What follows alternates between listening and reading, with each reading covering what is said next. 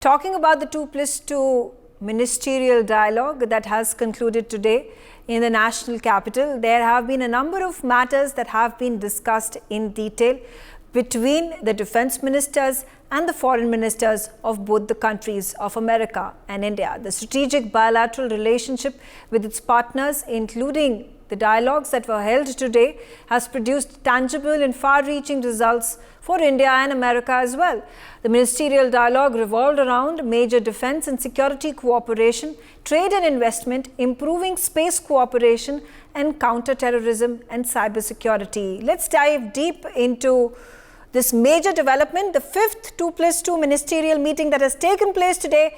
This right before President Joe Biden arrives in India for the Republic Day celebrations. An invite on this regard had already been given by the Prime Minister just a few months ago to the White House.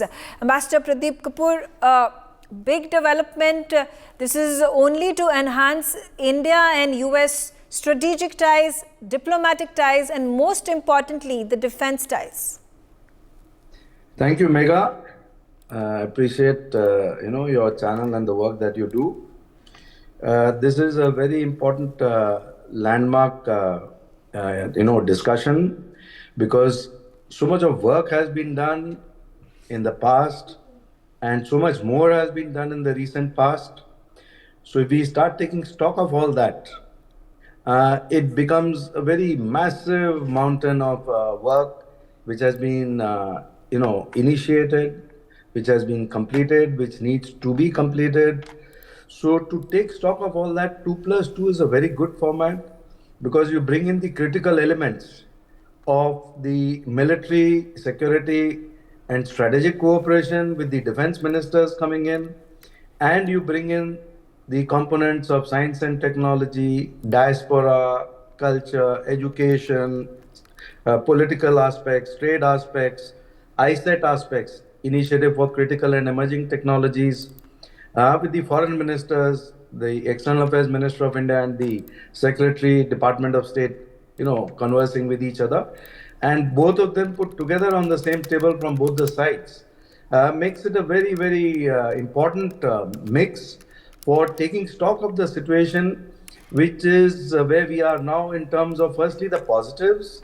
The meeting of, the past few meetings between the Prime Minister of India and the President of US, including the one which took place in USA at the White House. They met repeatedly on a many number of occasions. And the communique which was signed during that visit is indeed a landmark communique. I've never seen a communique in my entire career as a diplomat which runs into so many pages and 58 paragraphs and is so substantive, very robust communique, and gives directions to both the sides as to what is expected of the ministries and departments and the bureaucrats and the diplomats and the other military people and everybody. So that was one aspect. Then the G20 meeting, President Biden came to India. Again, they had many meetings between the two leaders also. Yeah. And what was absolutely amazing was the first day itself, the two leaders signed a bilateral G20 summit communique, which is very unusual. Again, I've not seen that happen in my career, that during a multilateral meeting, a bilateral summit declaration is also signed. Again, that was very robust.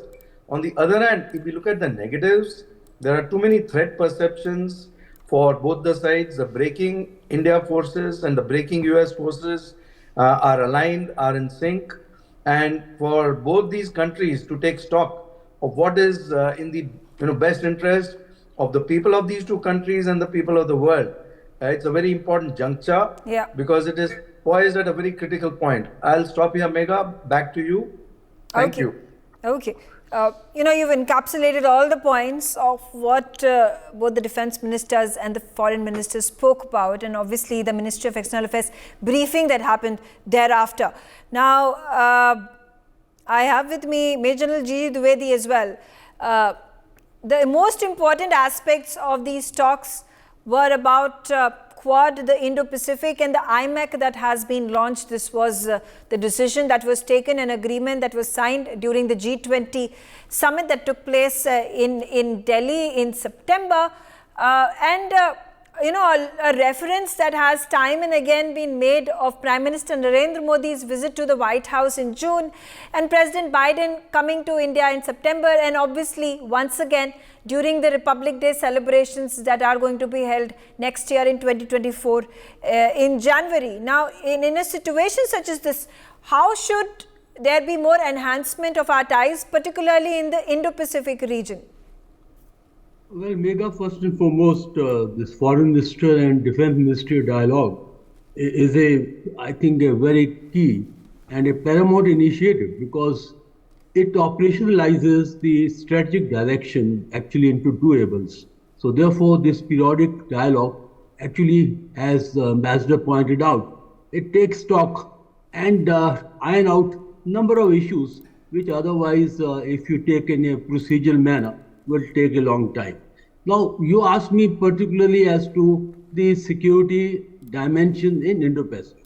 Now, first and foremost, if we look at the global geostrategic scan, I think India and US, we have a very high degree of convergence when it comes to the global security paradigm, and also when you look at the regional and bilateral issues. Yeah. The Indo-Pacific actually is the future of how the global order is going to take shape, and how the development take place in Indo-Pacific is actually going to define the future architecture of the globe per se. Okay. And in this issue, I'd like to make 2-3 important points. First and foremost, what are the key dimensions in Indo-Pacific? We are talking about free and open Indo-Pacific. We are talking about sovereignty. We are talking about territorial integrity. And we have a very common threat perception, that is the proactive, aggressive Chinese overtures in this region. And you know, the way Chinese are making out the bases, starting from Djibouti, Gawada, and Oman, and coming to Chao and Kampuchea. So that is how the Chinese are going to lay out the architecture along with the Russians. And in this, the Quad has a very important role to play, and India is a key player in Quad, because Quad initiative will actually have a paramount influence on Indo-Pacific. And second point is, second point is how the defense ties is shaping between India and US. I was actually in June when Prime Minister Modi visited Washington. And this, I think, our defense cooperation actually has been taken to the next level. We have 5 important agreements, and our joint manship in defense, whether you take in manufacturing, joint training, joint doctrines, all these are convergences. And I would say that foreign policy and defense are 2 sides of the same coin, and very 2 important pillars in the bilateral relation between 2 nations. And this is where such dialogues give impetus and also give momentum to the relationship to be taken to the next level. Okay. I have with me Irina Sukerman as well. She is a journalist from the United States of America. How is American media and policy makers inferring this 2+2 ministerial dialogue? So far, the coverage has been positive, because the relationships are very high level. They're very important at this critical time, and because this particular meeting touched on a number of challenges that the media is also following very closely, such as the situation in the Middle East, in Ukraine, and of course the issue concerning critical minerals that are very necessary for both energy transition policies, a priority for the United States, as well as for the defense sector, which has also become a central concern for the US and for the discussions around it. And I think a lot of importance is given to the fact that there are practical breakthroughs on a number of points that have been discussed since Prime Minister Modi's visit, including the growing exchanges involving Indian students who are studying in the US, and the sharing of critical cutting-edge technologies, which are indeed shaping this dialogue between the two countries in a more positive and practical direction. That was a major concern for me personally. To what extent is that, and how quickly is that actually going to be integrated into this relationship? And from the sounds of it, it's moving forward quickly. Okay, all right. Next up, I'm going to quickly get Jayan Krishna. He's a senior fellow at the India Chair, CSIS, Washington, D.C. Jayan, perspective of a diaspora think tank in studying very closely what the Indo-Pacific has in store for the growing India-US relationship. It's US that is, favoring India, particularly when it comes to Quad, when it comes to its defense and security association, simply because Indo-Pacific is at this point of time at the key juncture of the new world order. See, absolutely, Megha, when it comes to, if you look at the US and India relations today, they are perhaps the best they ever had in the past.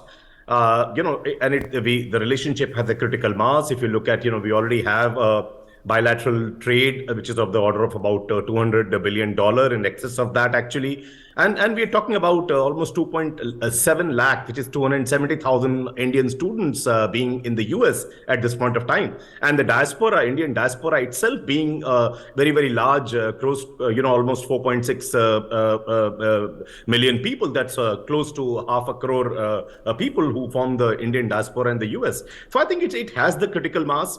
And I'm happy, not much is still known as to what transpired today, except I have come across a PIB statement from the defense minister's side. So I think it talks about a complete cooperation, from seabed to space.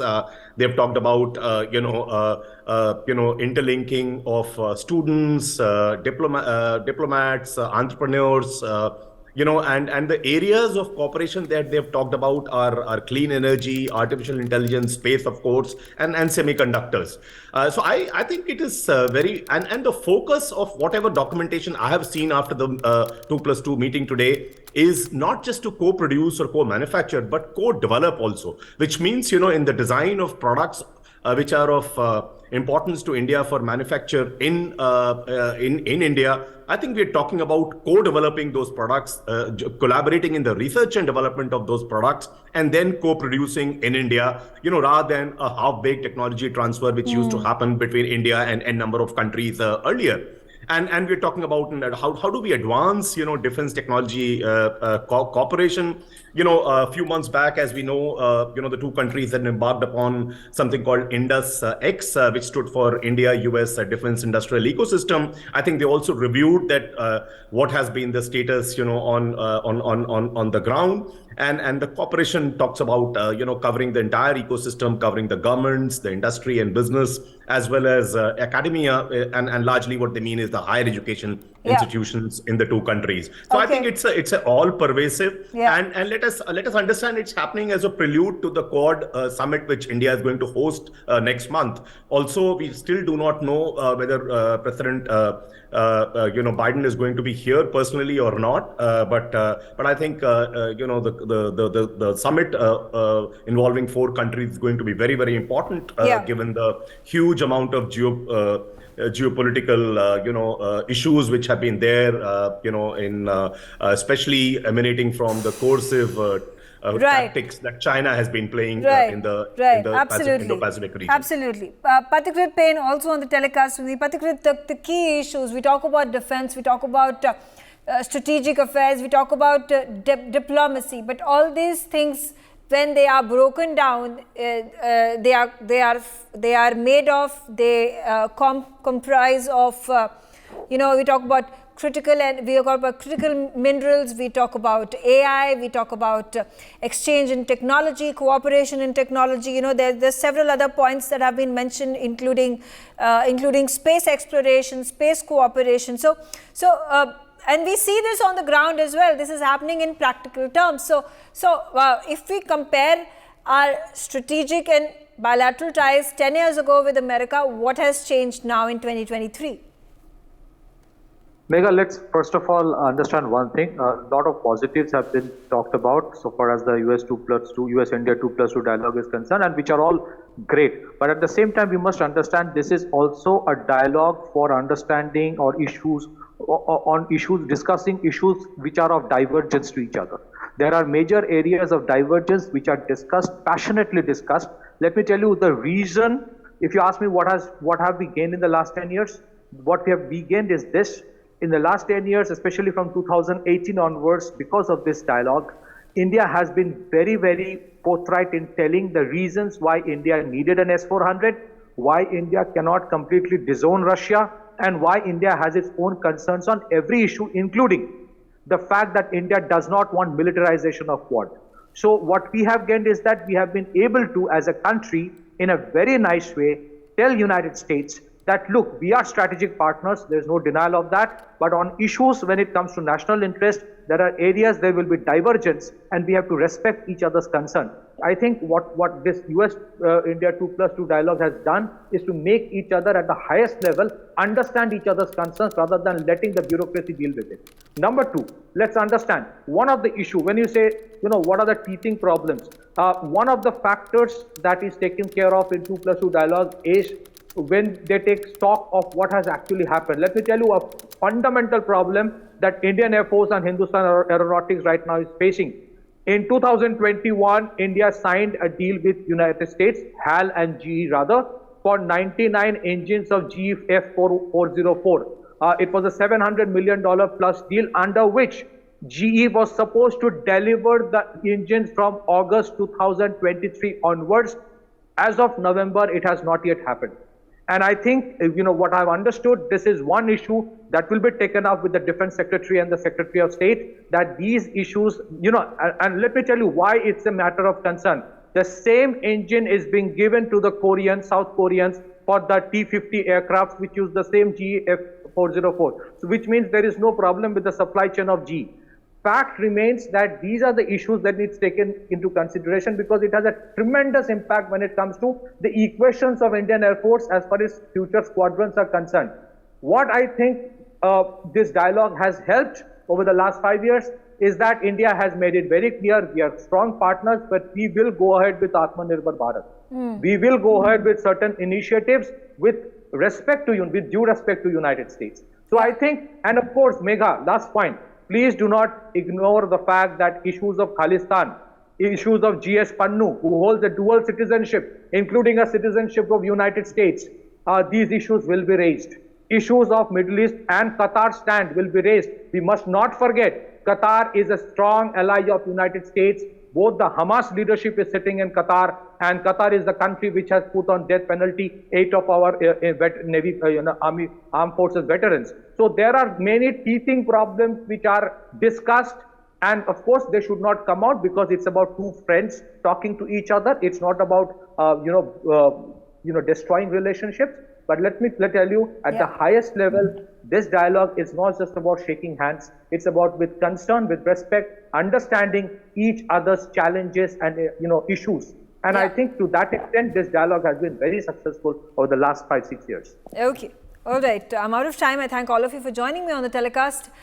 For more such videos, subscribe to the NewsX YouTube channel, hit the bell icon.